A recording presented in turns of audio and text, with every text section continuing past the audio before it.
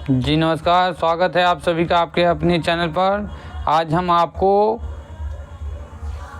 BPSC परीक्षा के पिछले पूछे हुए प्रश्नों को लेकर आए हैं। तो चलिए शुरू करते हैं आज का क्लास। इसमें जो है जीएस के प्रश्न को लेकर आए हैं हम आप सामने, और इसमें जो है 40 क्वेश्चन आपका जीएस का पूछा जाएगा, जिसमें और 8 प्रश्न जो है मैथ का रहेगा। तो वो मैथ का हमने इसमें नहीं लाया है प्रश्न, उसमें बनाना पड़ता है। इसमें खाली आपको जीएस का प्रश्न आया है, जिसमें कि साइंस रहेगा, जिसमें साइंस विज्ञान का प्रश्न और जो है हिस्ट्री, राष्ट्रीय आंदोलन और भूगोल का रहेगा, और जो है करेंट अफेयर, ये सब प्रश्न हैं। तो चलिए शुरू करते हैं। नाभिकीय रिएक्टर में D2O का उपयोग होता है। नाभिकीय रिएक्टर में D2O का उपयोग किस लिए होता है? तो यहाँ जो है इसका सही उत्तर हो जाएगा मंदक के रूप में। आप इसको समझ लिए, पूरा कॉन्सेप्ट इसका समझिए। मंदक क्या है? तो D2O का ये जो सूत्र है किसका है? तो भारी जल का सूत्र है। ये भारी जल, हैवी वाटर, भारी जल का सूत्र है D2O। कभी कभी ये भी पूछ देता है इसका उपयोग किसमें? तो नाभिकीय रिएक्टर में मंदक के रूप में होता है। और कौन सा चीज़ मंदक के रूप में उपयोग होता है? तो एक न्यूट्रॉन का उपयोग भी होता है। किसमें? तो नाभिकीय रिएक्टर में मंदक के रूप में, मतलब जो प्रक्रिया होता है उसको कम करने के लिए, मंद माने धीमा करने के लिए। एक भारी जल, दूसरा न्यूट्रॉन का भी उपयोग होता है। तो नाभिकीय रिएक्टर क्या है? तो नाभिकीय रिएक्टर एक प्रकार का भट्ठी है, जिसमें कि ईंधन क्या लगता है? ये ईंधन क्या लगेगा नाभिकीय रिएक्टर में? ईंधन। तो ईंधन के रूप में जो है यूरेनियम लगेगा, यूरेनियम। और ये किस सिद्धांत पर कार्य करता है? तो नाभिकीय विखंडन के सिद्धांत पर कार्य करता है। नाभिकीय रिएक्टर नाभिकीय विखंडन के सिद्धांत पर कार्य करता है। और नाभिकीय संलयन एक होता है प्रक्रिया, जिसमें जो है सूर्य के प्रकाश में नाभिकीय संलयन की प्रक्रिया होती है। और नाभिकीय संलयन में हाइड्रोजन से संबंधित है, नाभिकीय विखंडन में जो है यूरेनियम से संबंधित। चलिए बढ़ते हैं अगले प्रश्न पर। यहाँ प्रश्न संख्या 40 है, लैक्टियल निम्नलिखित में से किससे संबंधित होता है? तो लैक्टियल जो है वसा से संबंधित है। किससे संबंधित है? वसा से संबंधित है। प्रकाश संश्लेषण के अध्ययन से संबंधित वनस्पति विज्ञान की शाखा है।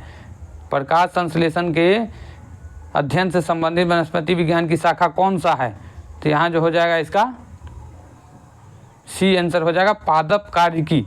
इसको आप समझिए ऐसे, ये बायोलॉजी का क्वेश्चन है, बायोलॉजी का प्रश्न है। तो बायोलॉजी, इसमें जो है बायोलॉजी को 2 भागों में बांटा जाता है, मतलब बांटा जाता है। एक जूलॉजी जंतु विज्ञान और एक बोटनी वनस्पति विज्ञान। तो ये बोटनी का क्वेश्चन है। प्रकाश संश्लेषण क्रिया जो होती है तो किसके द्वारा? पादप मतलब होता है पौधा। तो पौधा जो कार्य की, मतलब पौधा कार्य करता है। कौन सा कार्य करता है? डेली कार्य, मतलब कौन सा काम करता है? तो अपना खाना तो डेली बनाता है पौधा, खाना बनाता है। किससे बनाता है? तो प्रकाश संश्लेषण क्रिया, खाना बनाने की क्रिया को, पौधे की जो है खाना बनाने की क्रिया को प्रकाश संश्लेषण कहते हैं, वही क्रिया है। तो ये किससे संबंधित है? पादप। प्रकाश संश्लेषण वनस्पति विज्ञान की शाखा किससे संबंधित? पादप कार्यकी से। पादप माने पौधे के कार्य वाला से संबंधित है।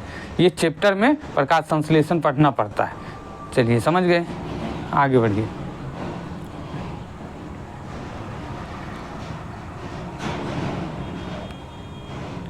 एक पीढ़ी से दूसरी पीढ़ी में वंशागति के अध्ययन को कहते हैं। यहाँ जो है एक पीढ़ी से दूसरे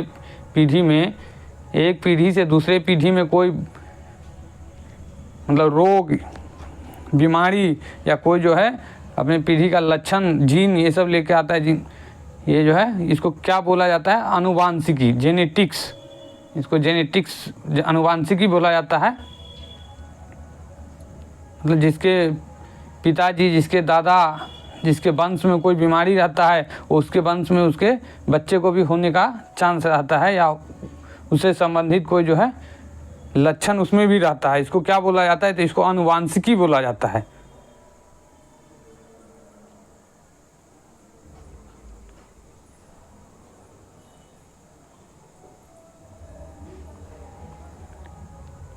ल्यूमिनस पौधे में नाइट्रोजन स्थिरीकरण के लिए कौन सा वर्णक आवश्यक है? तो यहाँ जो हो जाएगा इसका बी हो जाएगा, बी। लेग हीमोग्लोबिन,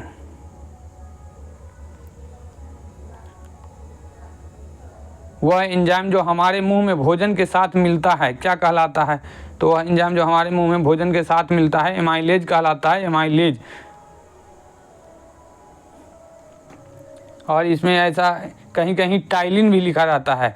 हमारे मुंह में लार जो रहता है, लार मिलता है भोजन के साथ, उसको टाइलिन बोला जाता है, कहीं कहीं टाइलिन भी लिखा रहेगा, और ये एमाइलेज भी है। चलिए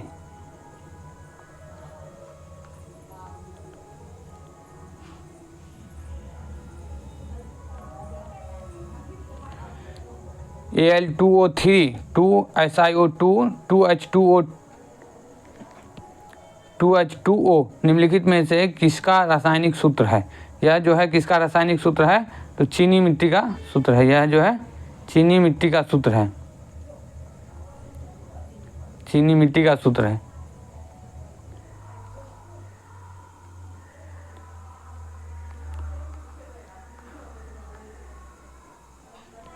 प्रश्न संख्या 46, वह जानवर जो मुख्यतः मांस खाता है, हमेशा मांस ही खाता रहता है, उसको क्या बोला जाता है? तो उसको जो बोला जाता है कार्निवोर, कार्निवोर।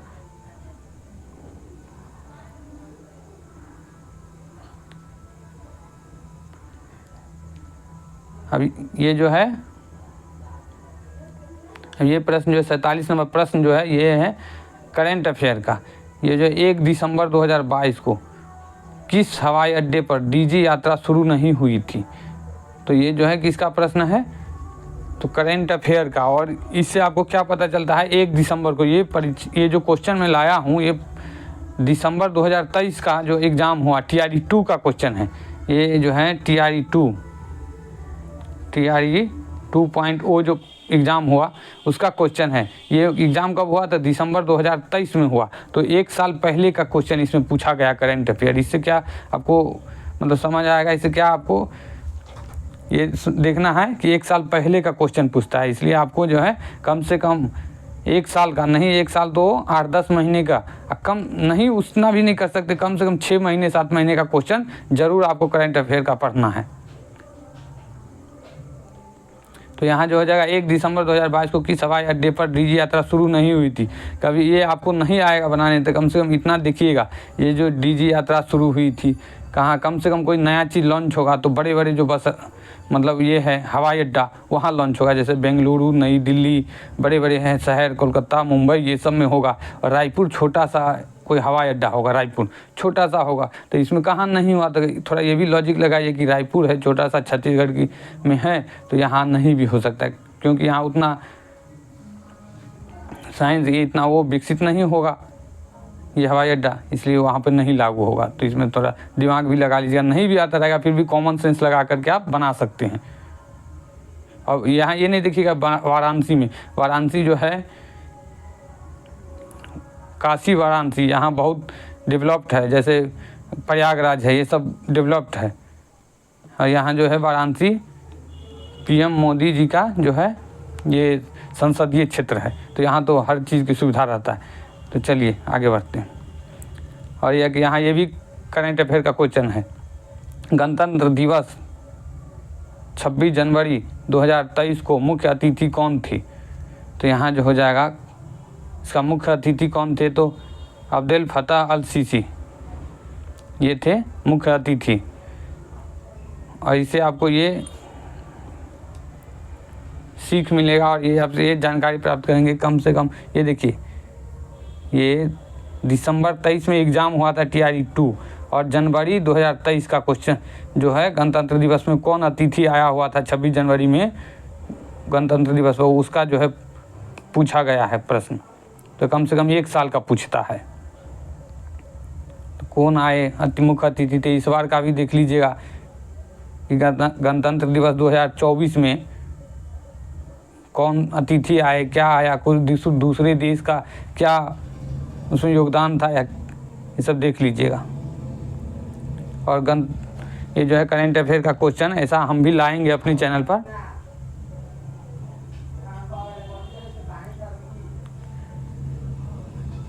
ये देखिए 5वां यूरोपीय संघ भारत प्रतियोगिता सप्ताह 2022 कहाँ आयोजित किया गया था।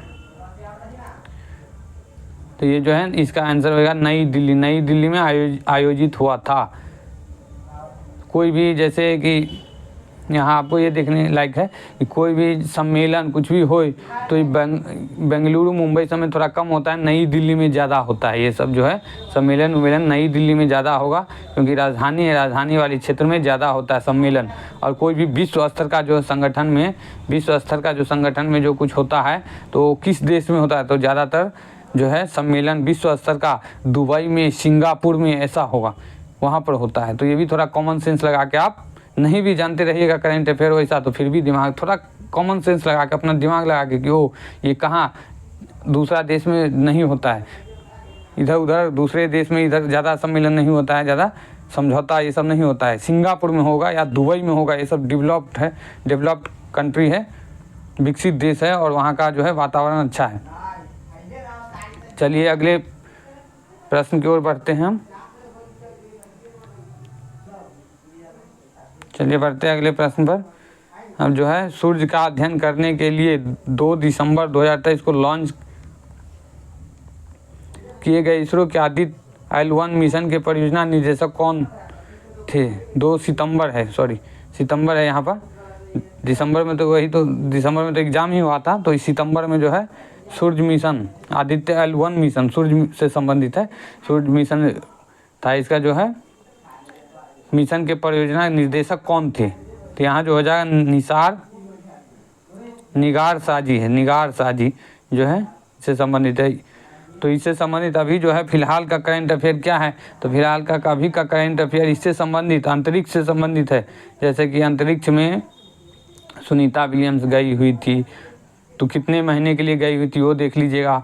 और ये भी पूछेगा कभी सुनीता विलियम्स का जो है संबंध किस देश से है, और या भारत, कभी कभी ये तो है लिखा रहेगा भारत से है, लेकिन भारत के किस राज्य से है। तो सुनीता विलियम्स के पिताजी जो थे फादर गुजरात के रहने वाले थे, अब वो USA अमेरिका के नागरिकता ले चुके हैं, तो अब तो अमेरिका के नागरिक बन गई वो, लेकिन उसके पिताजी जो थे गुजरात के थे, भारत से के गुजरात राज्य से उसका संबंध है।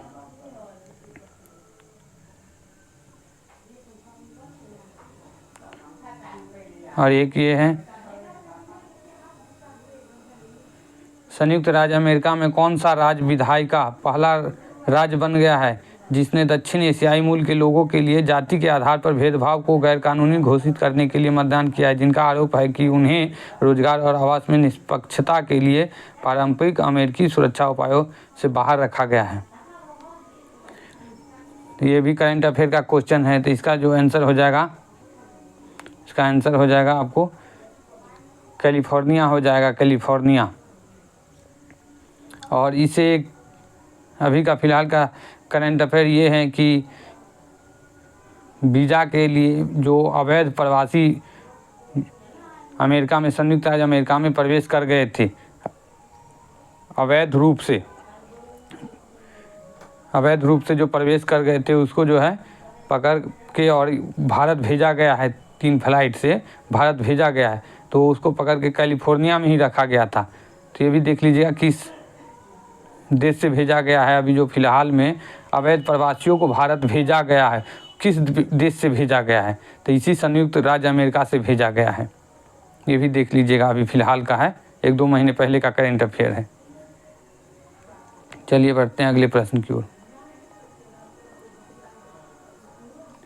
हाल ही में किस देश ने रूबेला में के सफल उन्मूलन की घोषणा की थी। ये भी करंट अफेयर। रूबेला एक प्रकार का रोग था, उसका जो है सफल उन्मूलन माने जड़ से समाप्ति कर दिया है। रूबेला एक बीमारी था उसका, तो कौन सा देश है, तो ये जो है भूटान है, भूटान है।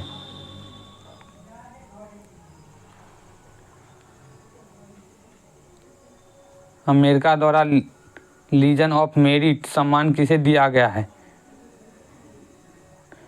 तो ये जो है किसको दिया गया है, तो जनरल दलवीर सिंह सुहाग को दिया गया है। इंडिया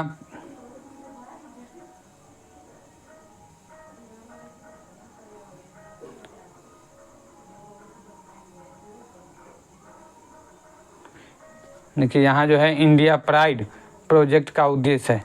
इंडिया प्राइड प्रोजेक्ट का उद्देश्य क्या है, तो इसका जो होगा सही आंसर हो जाएगा ऑप्शन नंबर सी हो जाएगा, भारतीय विरासतों को वापस लाना, इंडिया प्राइड। इसमें थोड़ा नहीं भी आता रहेगा तो थोड़ा कॉमन सेंस लगाइएगा कि इसमें इंडिया प्राइड, इंडिया भारत का जो है प्राइड, अपना स्वाभिमान है, प्रोजेक्ट क्या है, तो भारतीय का जो विरासत है, पहला जो विरासत स्थल है उसको वापस लाना, अपने देश में ले आना, तो हम प्राइड फील करेंगे।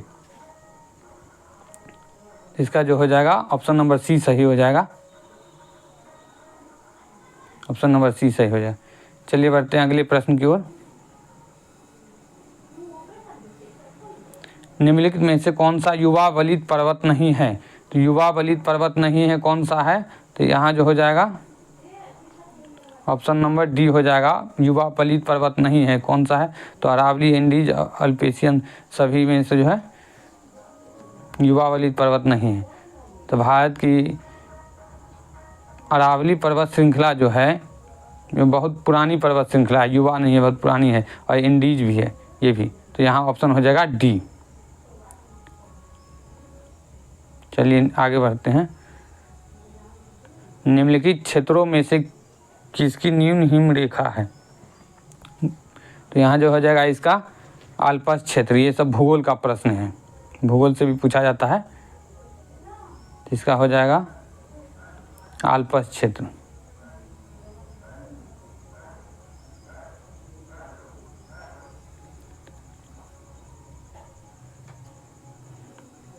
कर्क रेखा द्वारा सर्वाधिक क्षेत्र आच्छादित है, कर्क रेखा द्वारा सर्वाधिक माने सबसे ज़्यादा क्षेत्र जो घिरा हुआ है कर्क रेखा द्वारा कहाँ पर है, तो रांची के पठार का है कि मालवा के पठार का, तो इसका जो हो जाएगा सही आंसर मालवा का पठार का, मालवा का पठार, मालवा का पठार। तो यहाँ देख लीजिए इसको कैसे, देखिए कर्क रेखा कहाँ से कहाँ तक जाती है, तो कर्क रेखा ये भारत का नक्शा बनाते हैं, लगभग ये भारत का नक्शा हम बना रहे हैं।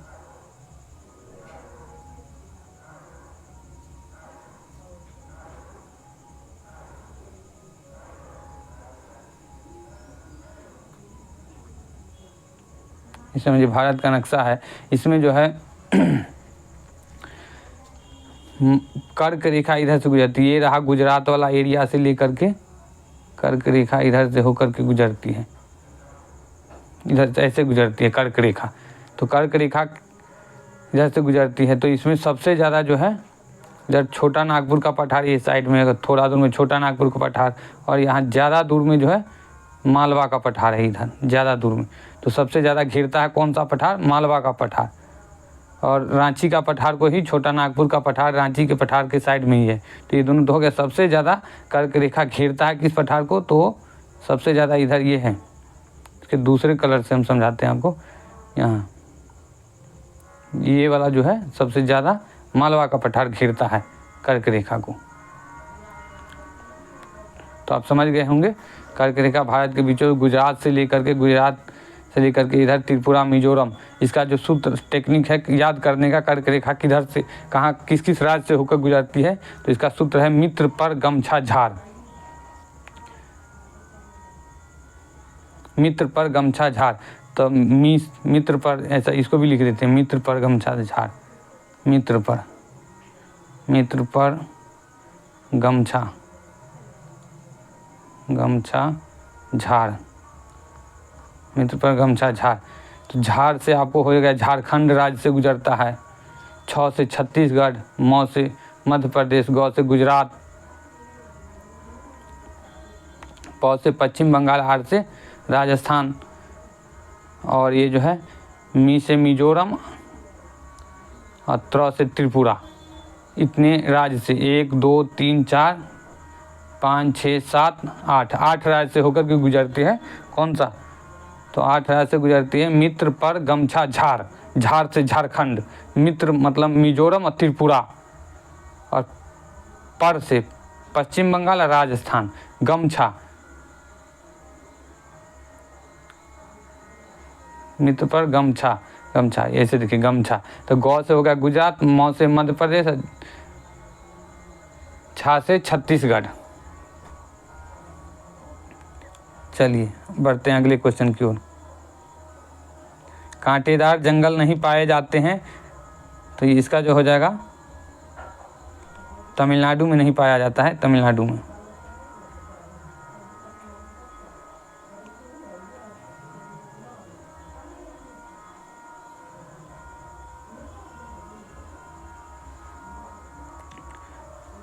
किस राज्य में सबसे अधिक लैटेराइट मिट्टी है?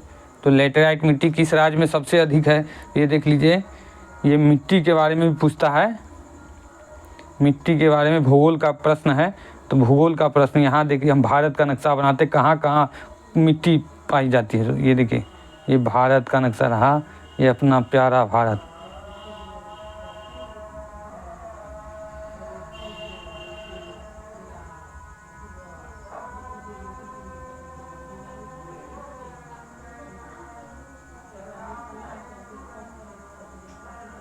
ये रहा अपना प्यारा भारत। तो इसमें देखिए, समझिए, थोड़ा समझिए आप समझने के लिए। तो किस राज्य में सबसे अधिक लैटेराइट मिट्टी पाई जाती है? यहाँ जो है मेघालय है, इसका मेघालय में पाया जाता है। तो मेघालय किधर है? तो मेघालय यहाँ पर है, आपको मेघालय ये साइड में है मेघालय। थोड़ा आसाम के पहाड़ी क्षेत्रों में, मेघालय के पहाड़ी क्षेत्रों में भी पाया जाता है। थोड़ा इधर सह्याद्री पर्वत, ये जो है सह्याद्री पर्वत, महाराष्ट्र, कर्नाटक और इधर इस साइड में, और इधर पूर्वी घाट आंध्रा और इधर चेन्नई के साइड में इधर भी पाया जाता है।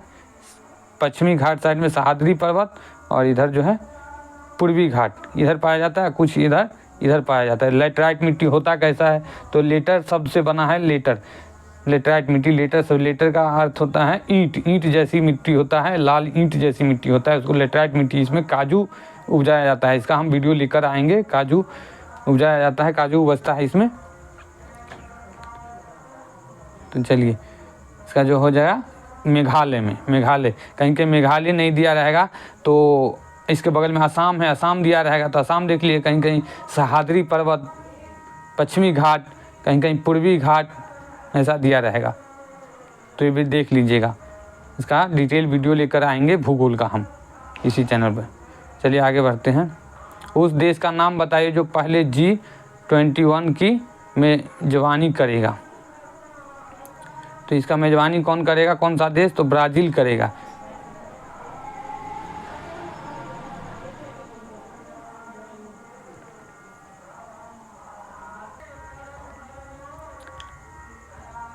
ब्राज़ील करेगा। अब हवा में नमी मापने के लिए निम्नलिखित में से किस उपकरण का उपयोग किया जाता है? तो हवा में नमी मापने के लिए किस उपकरण का उपयोग किया जाता है? तो यहाँ जो हो जाएगा हाइग्रोमीटर, हाइग्रोमीटर हो जाएगा। निम्नलिखित में से कौन सा सी भूमध्य सागर से भारत के उत्तर पश्चिमी भाग की ओर चलता है या चलती है? कौन सा सी भूमध्य सागर से भारत के उत्तर पश्चिमी भाग की ओर चलता है या चलती है? तो यहाँ भी भारत का नक्शा बना के आपको समझाते हैं। देखिए, ये रहा छोटा सा भारत का नक्शा अपना।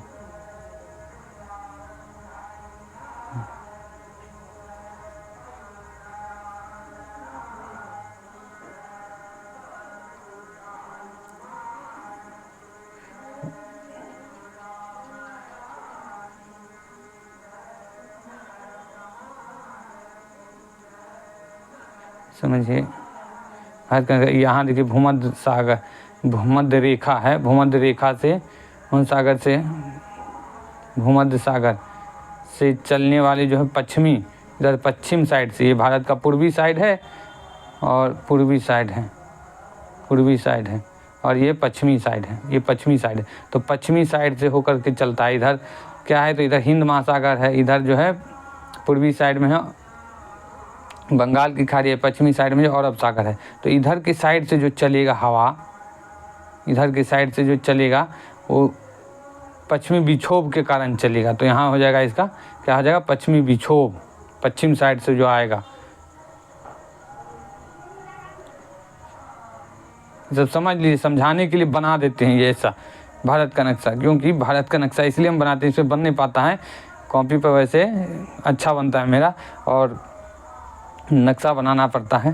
वैसे हम सोशल साइंस के टीचर है टीजीटी में, इसलिए अपना बनाना पड़ता है और बनाते रहते हैं। तो चलिए,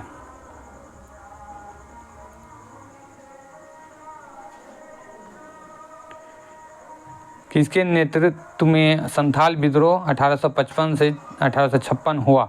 1855-56 में जो संथाल विद्रोह हुआ किसके नेतृत्व में हुआ? तो ये जो है इसमें इससे संबंधित कोई नहीं है। किसके नेतृत्व में हुआ? तो यहाँ बताते हैं सिद्धू और कान्हू के नेतृत्व में हुआ। कहाँ हुआ? तो राजमहल की पहाड़ी साइड में, भागलपुर साइड में हुआ। जैसे ये रहा बिहार का नक्शा, तो भारत का नक्शा कितना देखिए, अब बिहार का नक्शा ये रहा,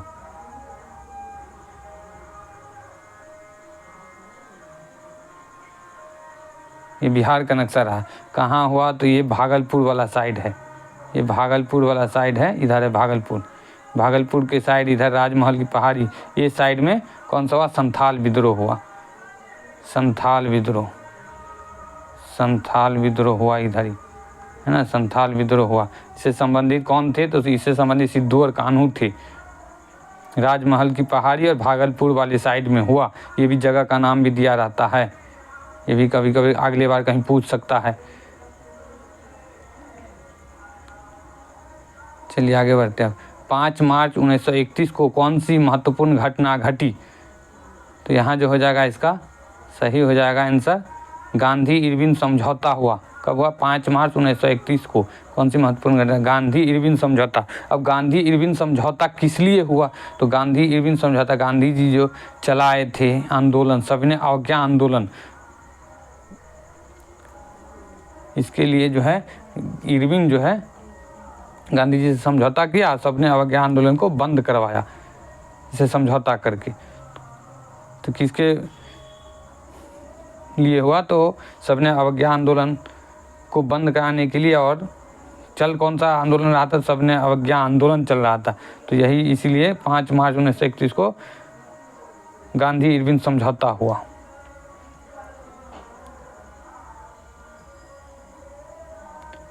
इसको कभी कभी दिल्ली समझौता भी कहते हैं क्योंकि यह दिल्ली में हुआ था। चलिए आगे बढ़ते हैं। बिहार यूथ लीग का गठन कब हुआ था? बिहार यूथ लीग का गठन कब हुआ था? तो ये जो है इसका सही आंसर 1928 ईस्वी, 1928 ईस्वी में हुआ था। 6 अप्रैल 1930 को चंपारण में नमक सत्याग्रह का नेतृत्व किसने किया था? तो नमक सत्याग्रह का नेतृत्व जो है विपिन बिहारी वर्मा किए थे। कहाँ से? तो चंपारण से।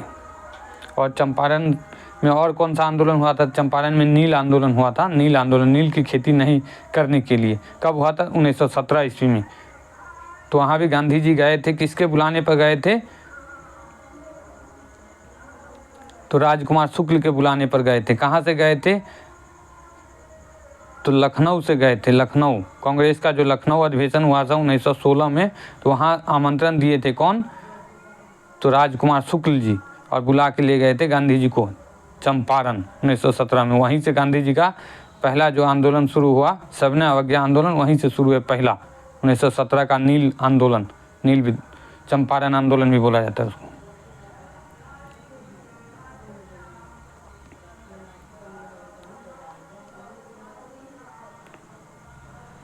पूना समझौते पर हस्ताक्षर कब किए गए? तो पूना समझौता कब हुआ? पहले कब किए गए हस्ताक्षर? तो 24 सितंबर 1932 को किया गया। 24 सितंबर 1932 को। ये किसके किसके साथ हुआ ये समझौता? तो ये जो हुआ डॉक्टर भीमराव अंबेडकर और महात्मा गांधी जी के बीच हुआ ये समझौता। पूना में हुआ। पूना, इसलिए इसको पूना समझौता कहा जाता है। 1932 में, याद रखिएगा, इसका भी फुल वीडियो लेकर के आएंगे हम। 1857 ईस्वी के विद्रोह में बिहार का नेतृत्व किसने किया? 1857 ईस्वी के विद्रोह में बिहार का नेतृत्व किसने किया? तो बाबू कुंवर सिंह। यहाँ जो हो जाएगा बाबू कुंवर सिंह। ये बीपीएससी का फेवरेट क्वेश्चन है, बार बार आता रहता है, घुमा के फिरा के कैसे भी करके। 1857 ईस्वी के, जैसे इसमें लिखा किसने किया बिहार से, तो बाबू कुंवर सिंह। फिर कभी आरा से कौन थे, जगदीशपुर से कौन थे, ये सब प्रश्न बार बार घुमा फिरा के आता रहेगा। इसको एकदम रट लीजिएगा, जो पुराने विद्यार्थी होइएगा वो तो उसको तो पता होगा, जो नए लोग होंगे उनको नहीं पता होगा, इसलिए हम बता रहे हैं, समझा करके भी बता देते हैं कि चलिए समझिए, सीख जाइए, कम से कम कैसे भी करके पास हो जाइएगा। तो समझिए कि महीना आता रहेगा 50,000 60,000 का कमाइएगा महीना, पूरा आर्थिक और सामाजिक सब स्थिति बदल जाएगा। हम लोगों का भी इस बार हो गया है, हाई स्कूल टीचर बने हैं हम लोग, सामाजिक विज्ञान के ही हैं, तो ये तो हमारा अपना विषय है, इसको तो हम खूब पढ़े हैं, खूब पढ़ाएंगे। चलिए आगे बढ़ते हैं। भारतीय राष्ट्रीय कांग्रेस के किस अधिवेशन में चंपारण समस्या चर्चा का विषय बना? तो ये हम अभी आपको बताए थे किस, तो इसमें कोई भी अधिवेशन नहीं है। कौन सा अधिवेशन था? तो लखनऊ अधिवेशन था। कब? तो 1916 का लखनऊ अधिवेशन, लखनऊ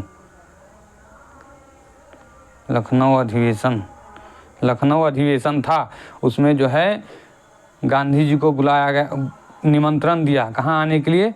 तो चंपारण की समस्या को सुनने के लिए राजकुमार शुक्ल जी गांधी जी को 1916 में जो लखनऊ अधिवेशन हुआ कांग्रेस का, उसमें गांधी जी को बोले कि ऐसे ऐसे हमारे यहाँ आइए, चंपारण में समस्या है, नील की खेती से संबंधित समस्या था। तो वहाँ गांधी जी गए, तो 1917 ईस्वी में पहुँचे, तो वहाँ जो है नील की खेती करने वाले किसानों के बात सुना गया और से छुटकारा मिला नील की खेती से। सफल रहा चंपारण समस्या, चंपारण आंदोलन।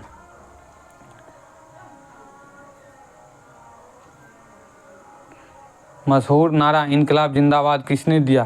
तो मशहूर नारा इनकलाब जिंदाबाद का नारा हसरत मोहानी ने दिया, हसरत मोहानी। तो चलिए आज के एपिसोड में बस इतना ही, मिलते हैं फिर अगले एपिसोड में। तब तक के लिए नमस्कार, जय हिंद। हमारे चैनल को सब्सक्राइब कीजिएगा और वीडियो को लाइक कीजिएगा और अपने दोस्तों के साथ शेयर भी कीजिएगा।